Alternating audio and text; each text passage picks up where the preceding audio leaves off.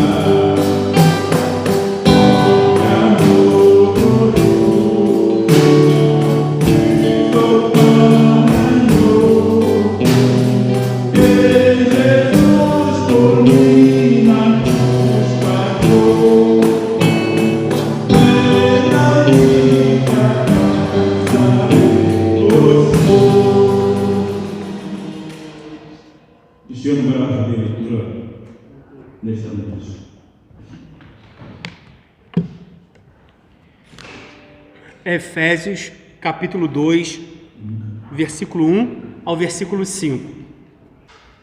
E vos vivificou, estando vós mortos em ofensas e pecados, em que noutro tempo andaste segundo o curso deste mundo, segundo o príncipe das potestades do ar, do espírito que agora opera nos filhos da desobediência, entre os quais todos nós também antes andávamos nos desejos da nossa carne, fazendo a vontade da carne e dos pensamentos, e éramos por natureza filhos da ira, como os outros também.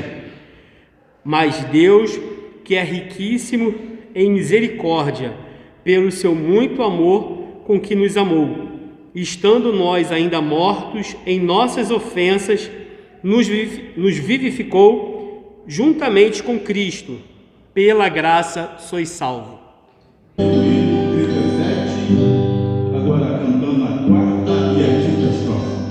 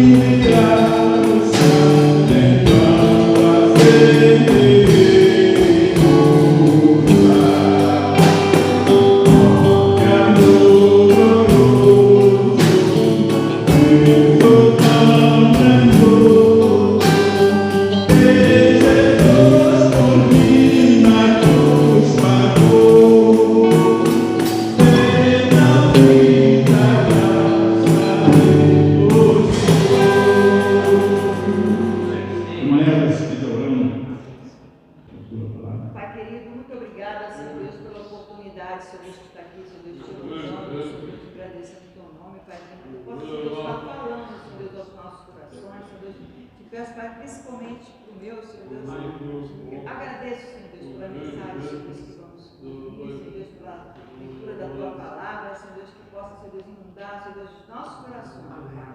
Senhor Deus, fica conosco, Pai, perdoa, Senhor Deus, os nossos pecados, é que eu te peço, te agradeço em nome de Jesus, Senhor Deus, amém.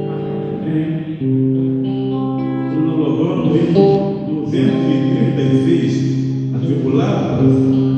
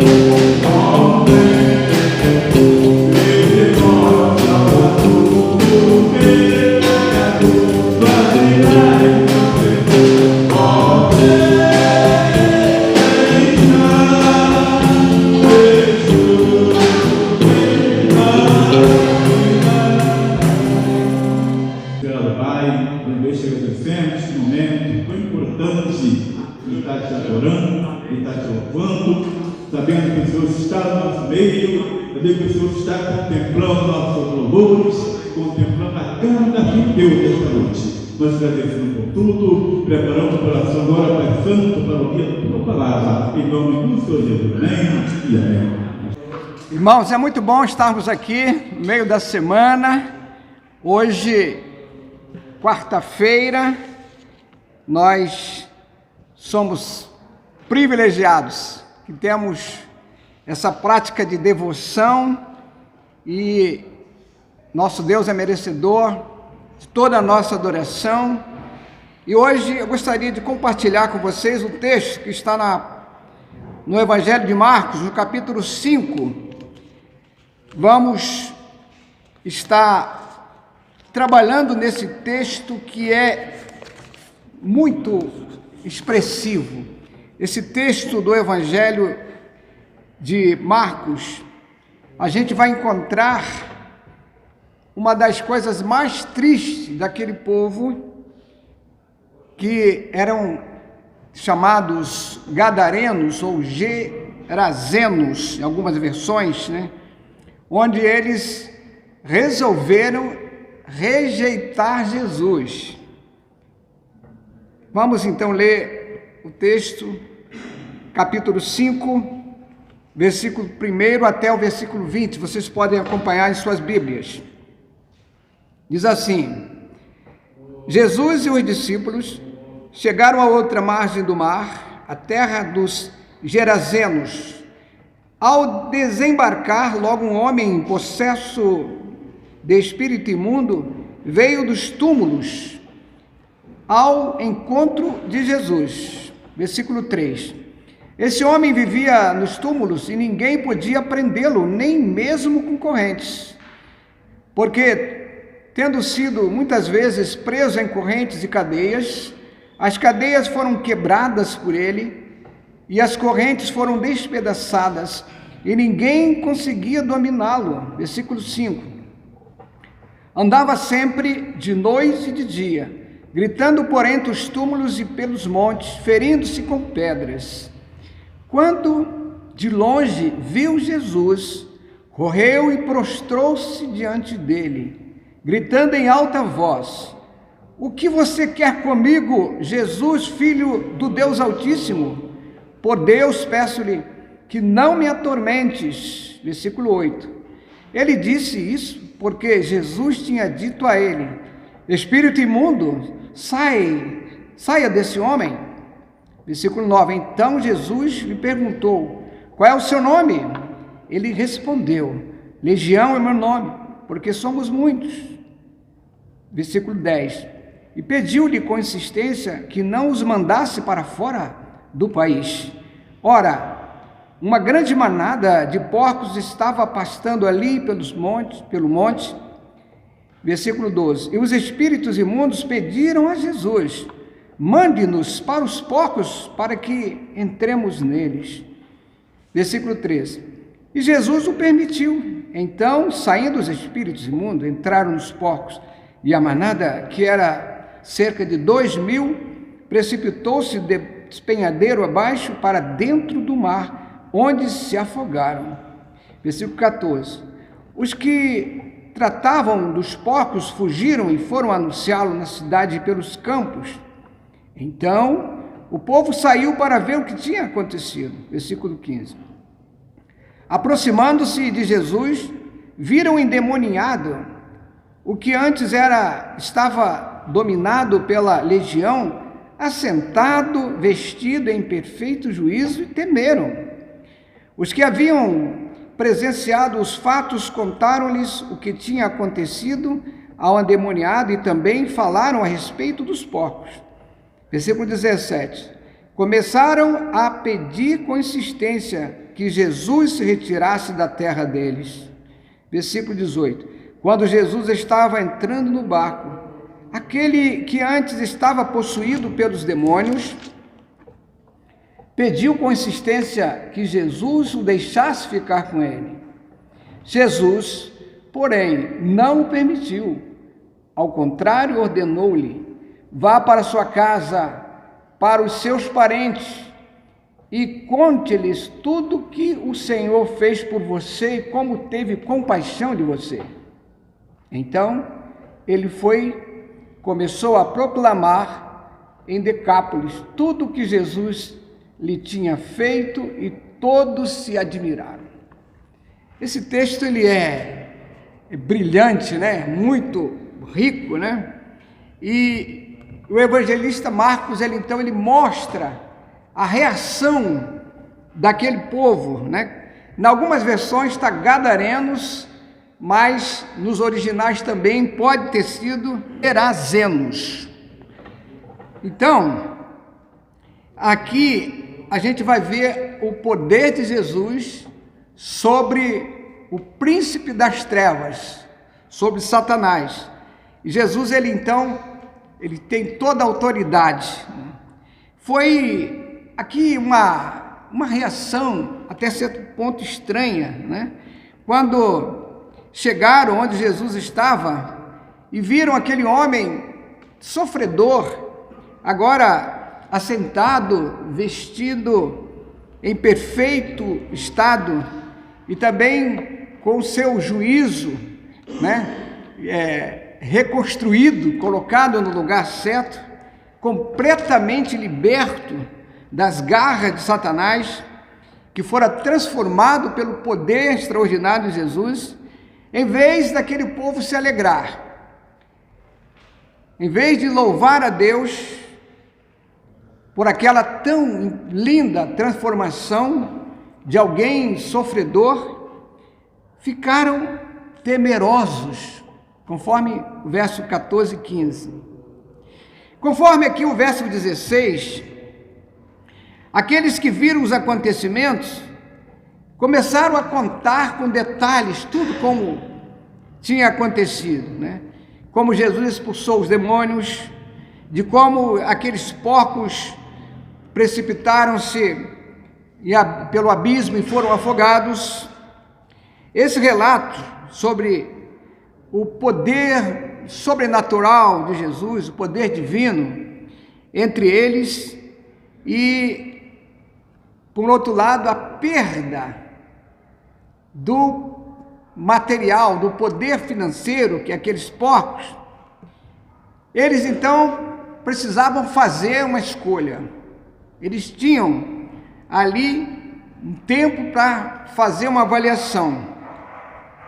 Eles poderiam até querer Jesus junto deles e também as manifestações sobrenaturais de Jesus, mas o dinheiro falou mais alto, o prejuízo material, né, que aquele comércio com os porcos estava sendo talvez um dos os motivos pelos quais eles estavam sobrevivendo.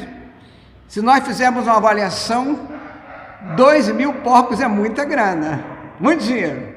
E eles fizeram uma avaliação. E as pessoas ficaram com medo, temeram quando Jesus sempre chamou atenção. Em muitas ocasiões as pessoas tiveram medo. Os próprios discípulos tiveram medo quando Jesus acalmou a tempestade no mar. E agora uma alma humana sofredora é liberta, mas essa libertação trouxe medo àquele povo. Era demais para aquele grupo menos favorecido da comunidade, porque quem trabalhava com porcos na época não era muito bem quisto, entendeu? Então, era chamado as pessoas mais simples, e eles então ali fizeram uma escolha, e eles imploraram a Jesus para que saísse da terra deles, porque a destruição dos porcos trouxe um grande problema financeiro.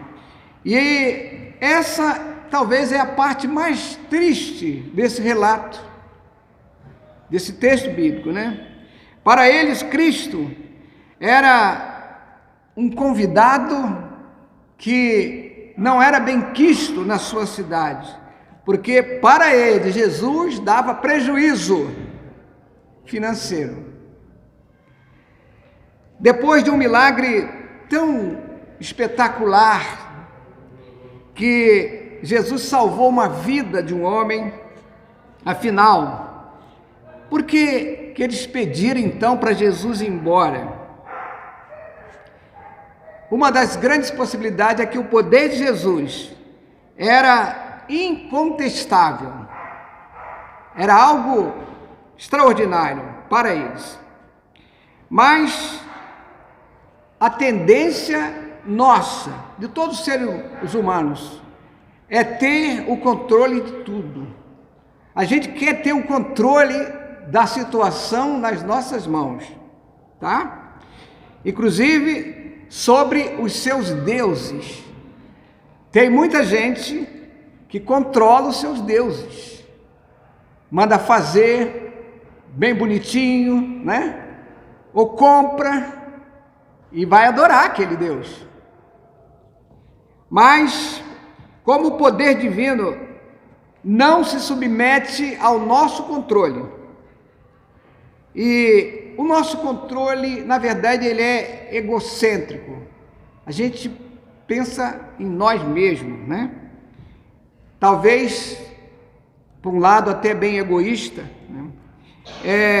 E eles então pedem a Jesus para deixar a sua região. E eu, nessa preparação aqui, eu fiquei pensando, se fosse comigo, qual seria a minha escolha? E você que está também aqui, e você que vai ouvir essa gravação, qual seria a sua escolha? Você também ia pedir para Jesus se retirar do seu território, da sua casa, da sua vida? Eu fiquei pensando, eu creio que pelo que eu creio hoje, eu ia escolher Jesus, mesmo diante das perdas financeiras. Porque a presença de Jesus faz toda a diferença na nossa vida. E talvez eles não tiveram, assim, uma consciência clara para fazer esse pedido a Jesus. A escolha dos gadarenos foi racional. Eles sabiam o que estavam fazendo. Não foi algo sem pensar. Foi racional, foi prática e foi material. A avaliação foi essa. Se esse Senhor, que tem tanto poder para salvar uma vida, detona 2.000 porcos, que vai fazer com os demais, né? Percebe que muitas vezes a gente faz avaliação também? O que a gente vai ganhar, o que a gente vai perder? Pediram a Jesus que se afastasse deles. Certamente porque eles pensaram, realmente vai haver mais prejuízo. Eles preferiram desistir da presença de Jesus, e com isso eles desistem da fonte da vida que iria trazer toda a segurança,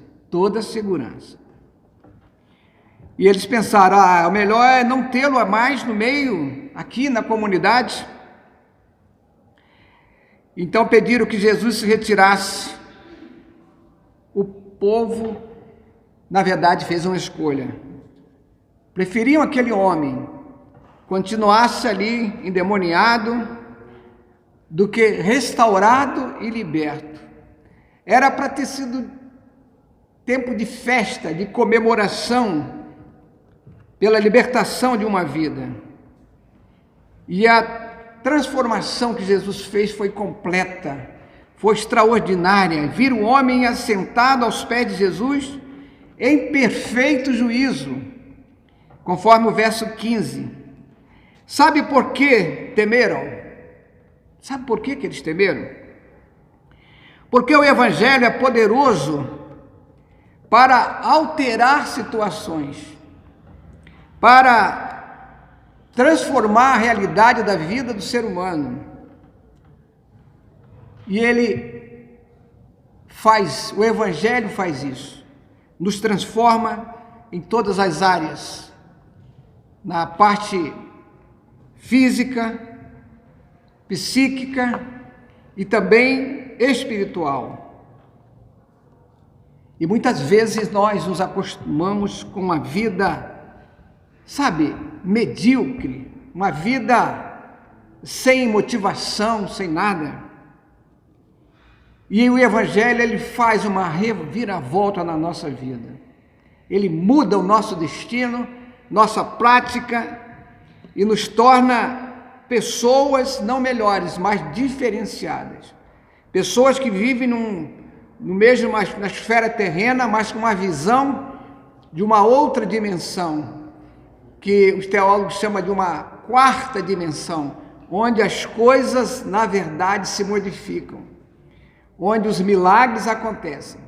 E às vezes nós escolhemos a nossa vidinha aqui, rasteira, sem fazer a melhor avaliação das nossas escolhas. Enquanto o povo rejeitava Jesus, aquele homem conheceu um poder extraordinário de Jesus.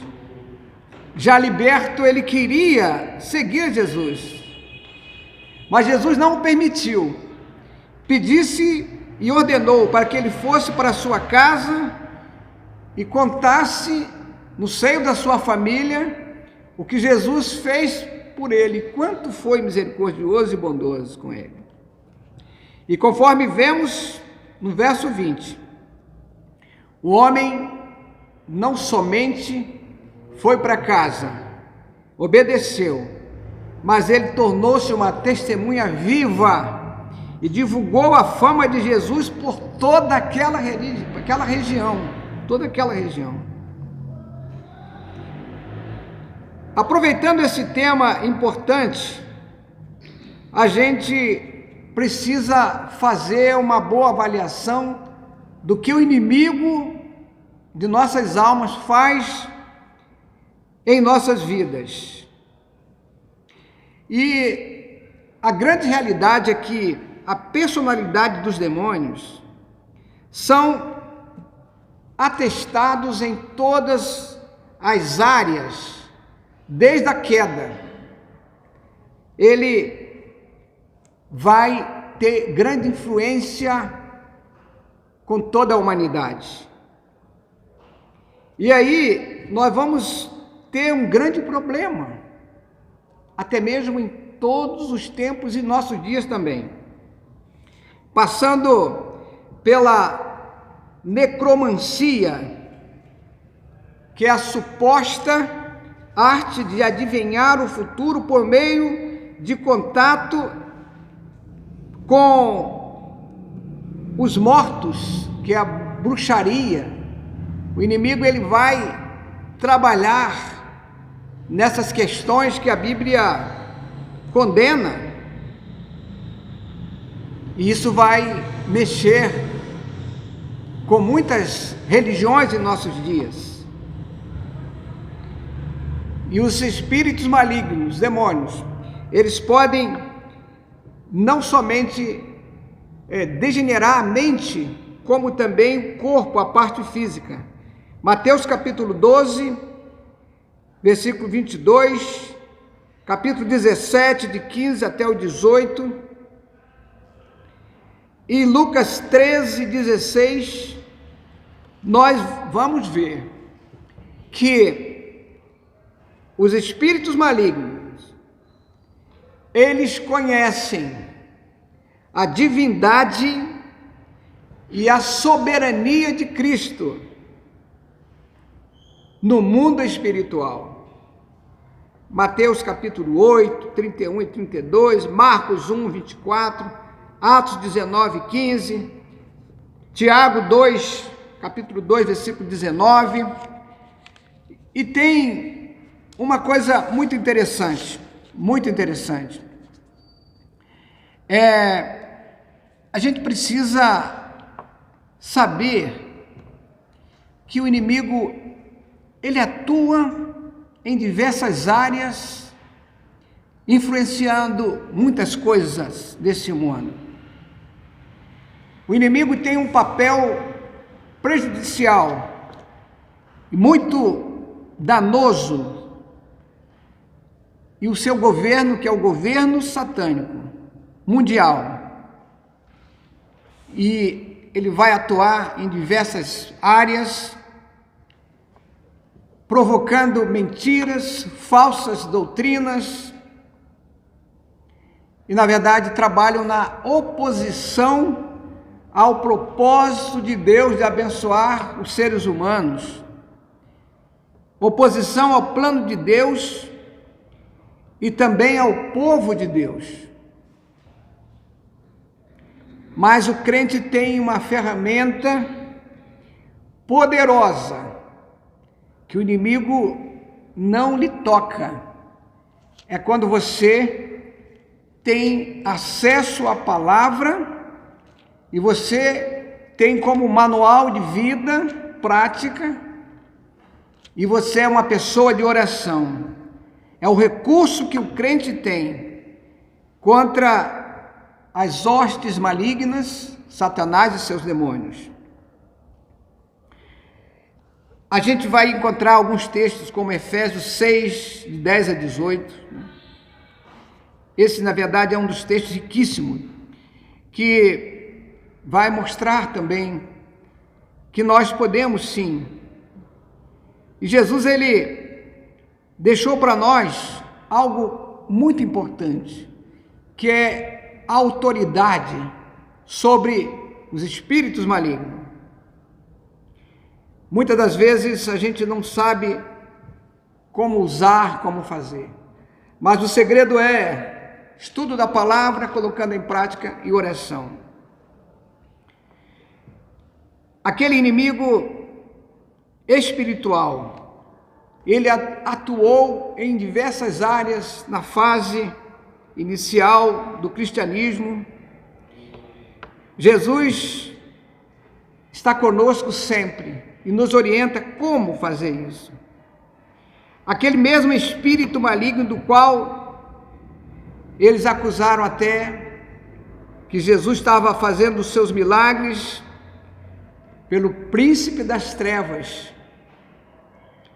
E a gente vai perceber como Jesus deixou para nós lições preciosas de como vencer as hostes malignas.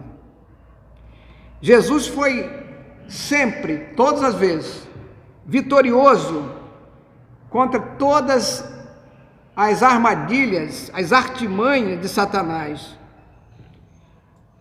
Depois, os seus apóstolos, os pioneiros, como o próprio apóstolo Paulo, a gente sabe que deixou para nós lições preciosas, dizendo que a nossa luta não é contra seres humanos, não é contra pessoas, mas contra os poderes espirituais do mal, das trevas. Efésios 6,12.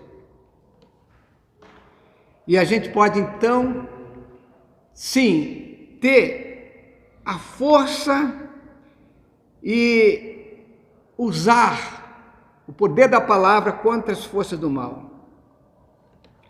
Mas nós precisamos também ser testemunhas do poder, do amor e da graça do Senhor Jesus. A gente não pode jamais guardar aquilo que nós recebemos dentro de nós mesmos. A gente precisa compartilhar. E a gente precisa não se acovardar com medo do inimigo de nossas almas, porque eles não resistem o poder da palavra, o poder da oração. E a gente precisa então fazer essa escolha. Mas, preparando essa palavra, eu pensei, a gente pode pensar o seguinte: mas eu não tenho esse problema, eu não tenho medo do inimigo de nossas almas, eu nunca fui possesso por nenhuma entidade, eu não sou endemoniado. Mas nós temos aqui nesse texto, nesse homem que foi curado, uma figura autêntica. Esse texto não está aqui por acaso. A figura desse homem, todos nós estamos aqui de uma forma ou de outra, sendo também tratados. A figura do pecado, que ninguém está livre. Todos nós somos pecadores. Muitas vezes as pessoas colocam uma série de dificuldades para se aproximarem de Deus. Muitas vezes o que impede é uma tradição que muitas vezes é tão prejudicial. Quando você prega o evangelho das boas novas para alguém, eu já ouvi muitas vezes as pessoas dizerem: mas eu nasci em tal religião, meus pais me educaram nessa religião e eu vou continuar aqui. Uma das coisas que a gente sempre tem que dizer, que religião não salva ninguém, não livra você das garras do inimigo. Muitas vezes é o próprio trabalho que nos impede. A vida acadêmica, tem gente que troca tudo por um status na vida. Às vezes, o problema é mesmo particular de cada um. Mas, para buscar a Cristo, não pode existir nenhuma barreira que lhe impeça de você se aproximar e tomar posse da salvação que Jesus veio trazer. Quando a gente clama por misericórdia, Jesus sempre veio ao nosso encontro. Muitas vezes não percebemos e não pedimos socorro àquele que pode nos fazer, nos transformar, trazer uma nova vida, a verdadeira mudança de vida. Mas uma coisa é necessária: nós temos que estar dispostos a querer mudar de vida. A transformação que o Evangelho traz, muitas das vezes é um pouco dolorosa, mas vale a pena, porque é a mudança que o Evangelho faz em nós. E às vezes nós não paramos para fazer uma avaliação. Todos vocês que estão aqui, com certeza, vocês sabem o que o Evangelho mudou na vida de vocês. Uma diferença gigantesca que fez na sua vida. E às vezes a gente não para fazer essa avaliação. As pessoas, muitas vezes, elas são notadas por outras pessoas a diferença que o Evangelho faz. Mateus 11, 28 diz assim, quero que você repita comigo: venham a mim, todos vocês que estão cansados e sobrecarregados, Jesus diz, eu vos aliviarei.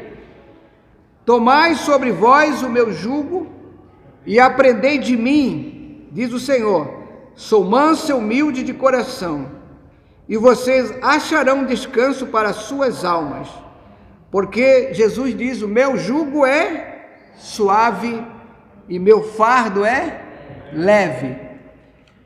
Percebe a diferença de uma pessoa sem Jesus e depois com Jesus? O fardo que esse homem, que era tão sofredor, como ele ficou diferente depois da mudança que ele recebeu Jesus em sua vida. Essa diferença todos nós podemos ter. Que Deus nos abençoe e nos faça compreender a grande bênção que é entregar a vida totalmente a Cristo. Que Deus nos abençoe. Vamos orar? Pai querido, eu quero te agradecer, Senhor, por este grande privilégio que temos de um dia conhecer o Evangelho de Cristo, assim como esse homem que teve uma mudança de vida tão extraordinária. Nós também tivemos, Senhor, muitas vezes coisas que nos impediam de ser felizes, de ter uma vida plena. Hoje a gente tem a possibilidade, porque temos acesso ao Todo-Poderoso, que pode mudar totalmente nosso padrão de vida. E eu quero te agradecer, ó Pai, por tudo que o Senhor tem feito por nós. E oramos em nome de Jesus. Amém e amém.